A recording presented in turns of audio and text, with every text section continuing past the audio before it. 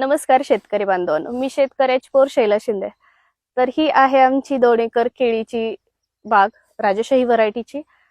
आणि ही मे महिन्यातील म्हणजे एक महिन्याची केळी आहे. आणि ह्या 1 महिन्यामध्ये वातावरण टेम्परेचर खूप जास्त होतं, त्याच्यामुळे केळीची वाढ होत नव्हती, पांढऱ्या मुळ्यांची पण वाढ नव्हती आणि काळोखी अजिबातच दिसत नव्हती. त्यासाठी मी ग्रीन केअर ॲग्रोचं क्रॉप पॉवर हे औषध वापरलेलं आहे.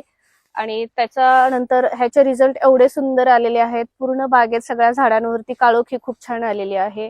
वाढ पण चांगली झालेली आहे आणि पांढऱ्या मुळ्यांची पण वाढ चांगली झाली. आणि बेनिफिट्स असे की पाणी कमी असेल तर मल्चिंग पेपरवरती तुम्ही केळी लावू शकता. लावल्यानंतर 2 लाईन हंतरलेल्या आहेत ड्रीपच्या.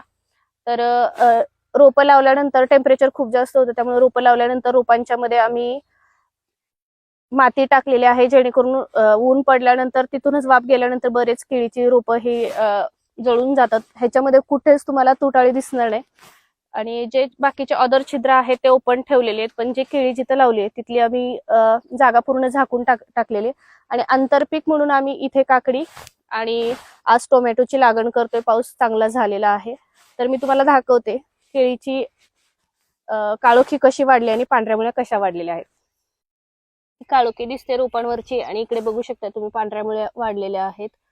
तर ग्रीन केअर ॲग्रोचे प्रोडक्ट्स वापरायला काहीच हरकत